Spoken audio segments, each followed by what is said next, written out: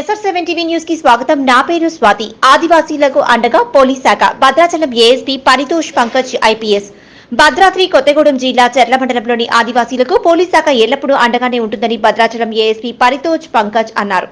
బుధవారం మండలంలోని మారుమూల అటవీ ప్రాంత గ్రామమైన కిష్టారంపాడును సందర్శించిన ఆయన గ్రామస్తులకు అవసరమైన దుప్పట్లు, నిత్యావసరాలు, వంట సామగ్రిని పంపిణీ చేశారు. ఈ సందర్భంగా చర్ల సీఐ రాజువర్మ అధ్యక్షతన ఏర్పాటు చేసిన సమావేశంలో ఆయన మాట్లాడారు.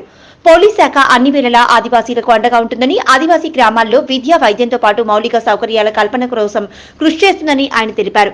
ఆదివాసీలను సంఘ విద్రోహక శక్తులైన మావోయిస్టులు వారి స్వప్రయోజనాల కోసం వాడుకుంటూ ఇబ్బందులకు గురి చేస్తున్నారని ఆయన పేర్కొంటూ సంఘ విద్రోహ శక్తులకు ఎవరూ సహకరించవద్దని సూచించారు. మావోయిస్టులకు ప్రత్యక్షంగా కానీ పరోక్షంగా కానీ ఎవరైనా సహకరించినట్లు తెలిస్తే వారిపై కఠిన చర్యలు తీసుకుంటామని ఆయన హెచ్చరించారు.